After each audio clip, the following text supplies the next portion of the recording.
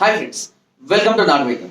ఈరోజు మనం చాలా మంది కూడా నన్ను అడుగుతున్నటువంటి సమస్య, ఎక్కువ మంది ఫేస్ అయిన సమస్య, మ్యారేజ్ కాకముందు కానీ మ్యారేజ్ అయిన తర్వాత కానీ లైంగిక పటుత్వం కొద్దిగా తగ్గిపోతున్నట్టు మీకు అనిపిస్తే దాన్ని మళ్ళీ రికవరీ చేసుకోలేమా, ఇంకా తగ్గుకుంటూనే వెళ్ళిపోతుందా, మళ్ళీ పెరిగే అవకాశం అనేది లేదా అని చాలా మంది నన్ను అడుగుతూ ఉంటారు. ఈ సమస్య ఎందుకు అలా అడుగుతుంటారంటే, ఒకసారి వాళ్ళకు పటుత్వం అనేది తగ్గుతున్నట్టు అనిపించింది అనుకోండి, అది ఇంకా తగ్గుతున్నట్టే అన్న ఫీలింగ్ లో వెళ్ళిపోతుంటారు. కాబట్టి అది తగ్గితే పెరిగే అవకాశం లేదా అని అడుగుతుంటారు. ఈ ఒకటే విషయం చెప్తాను, గుర్తుపెట్టుకోండి. ఒకసారి మీరు ఫెయిల్ అయితే దాన్ని ప్రెస్టీజియస్ గా తీసుకొని ఎక్కువగా ఆలోచించి ఎక్కువగా స్ట్రెయిన్ అయ్యి ఎక్కువగా మదనపడి దాని గురించి నెగిటివ్ గా థింక్ చేస్తే బాడీ ఇంకా వీక్ అయిపోతుంది, ఎనర్జీ లెవెల్స్ పడిపోతాయి, అంగసంపలు ఇంకా పడిపోతాయి. ఓకేనా? ఒక జ్వరం, జలుబు, దగ్గు, హెడేక్ ఇలాంటి ఏ విధంగా అయితే వచ్చి పోతాయో, దగ్గు వస్తే జీవితకాలం ఉంటుందా? ఉండదు. జ్వరం వస్తే జీవితకాలం ఉంటుందా? డౌన్ అయిపోతుంది, బాడీ అంతా వీక్ అయిపోతాం, మళ్ళీ ఎనర్జీ రాదా? వస్తుంది. ఇక్కడ కూడా అంతే. లైంగిక పటుత్వం తగ్గితే దాన్ని పెరగదు అని అనుకోవడం అపోహే. ఖచ్చితంగా మళ్ళీ దాన్ని మనం రికవరీ చేసుకోవచ్చు, అవసరమైతే ఇంకా పెంచుకోవచ్చు కూడా. ఓకేనా? అయితే దానికి కావాల్సినటువంటి పద్ధతుల్ని మనం వెతుక్కోవాలి. అంటే కాన్ఫిడెంట్ గా ఉండడము, మళ్ళీ ప్రయత్నించడము, ఒకవేళ నిజంగానే సమస్యలు ఉంటే కనుక ఏమైనా టెస్టులు అవసరం టెస్టులు చేసుకోవడము, లేదా దీనికి సంబంధించినటువంటి ట్రీట్మెంట్ తీసుకోవడం అనేది ఖచ్చితంగా అవసరమే. ఓకేనా? కాబట్టి ఒకసారి సమస్య వచ్చినంత మాత్రాన ఇక జీవితం మొత్తం అయిపోయినట్టే.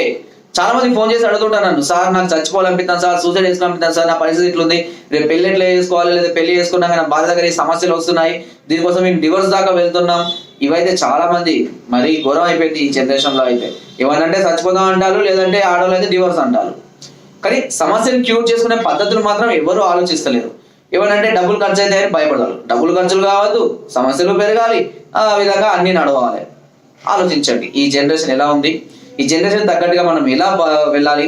ఒకప్పుడు రాజులు కానీ ఋషులు కానీ 2, 3, 4 భార్యలు కూడా వాళ్ళు సుఖపెట్టగలిగారు. కానీ ఈ జనరేషన్ లో ఒక్క భార్యను కొద్ది కాలం సుఖపెట్టడానికి ఒక్కొక్కరికి సుక్కలు కనబడతాయి.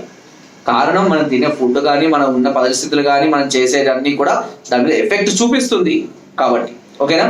కాబట్టి ఇలాంటి వాటి నుంచి తప్పకుండా మనం బయటపడవచ్చు, తిరిగి మళ్ళీ మనం యథాస్థానానికి రావచ్చు, ఎలాంటి సైడ్ ఎఫెక్ట్స్ లేకుండా ఎంతో హ్యాపీగా కూడా ఎన్ని సంవత్సరాలైనా ఉండవచ్చు. దానికి సంబంధించిన కొన్ని నియమాలు, నిబంధనలు మనం ఫాలో అవ్వాలి. ఓకేనా? సమస్యలు తీవ్రంగా ఉన్నా భయపడాల్సిన అవసరం లేదు. చిన్న చిన్న చిట్కాలు మనల్ని క్యూర్ చేస్తాయి. సమస్యలు హెవీగా ఉంటే మెడిసిన్ వాడడం క్యూర్ చేసుకోవాలి. ఓకేనా? సో ఇలాంటి సమస్యలతో కనుక మీకు ఏం చేయాలో అర్థం కాక ఇబ్బంది పడుతూ ఉంటే ఎక్కడికి వెళ్ళాలి, ఎవరిని సంప్రదించాలి? ఎందుకంటే ఇలాంటి వాటిని పేరెంట్స్ తో షేర్ చేసుకోలేరు, ఫ్రెండ్స్ తో షేర్ చేసుకోలేరు, ఇంట్లో భార్యతో షేర్ చేసుకోలేరు, ఎవరితో షేర్ చేసుకోవాలో అర్థం కాదు. ఈవెన్ ఏ డాక్టర్ని వెళ్ళి సంప్రదించాలో కూడా తెలియదు. ఏ మందులు వాడితే ఏ సైడ్ ఎఫెక్ట్స్ వస్తాయో కూడా తెలియక చాలా మంది సతమతం అయిపోతుంటారు. అలాంటి వాటి అందరికీ కూడా నాటు ఛానల్ చక్కటి పరిష్కారాన్ని చూపిస్తుంది. ఇలాంటి సమస్యలతో మీరు బాధపడుతూ ఉన్నట్లయితే కౌన్సిలింగ్ కోసం కానివ్వండి, మెడిసిన్ కోసం కానివ్వండి మమ్మల్ని సంప్రదించవచ్చు. ఫైనాన్స్ కోసం నెంబర్స్ కి ఫోన్ ద్వారా లేదా వాట్సాప్ ద్వారా లేదా కింద డిస్క్రిప్షన్ ఉన్న మా యొక్క అడ్రస్ కూడా నేరుగా వచ్చి మమ్మల్ని సంప్రదించి మీ సమస్యలకు, అన్ని రకాల సమస్యలకు పరిష్కారాన్ని, సలహాలని, సూచనల్ని, కౌన్సిలింగ్ కూడా పొందవచ్చు. నా వీడియో కనుక మీకు నచ్చినట్లయితే ఒక లైక్ చేయండి, ఒక షేర్ చేయండి. మరిన్ని వీడియోస్ కోసం సబ్స్క్రైబ్ చేయడం మర్చిపోకండి. మీ అమూల్యమైన సలహాలని, సూచనలు నాకు కామెంట్ ద్వారా తప్పకుండా తెలియజేయండి. Thank you.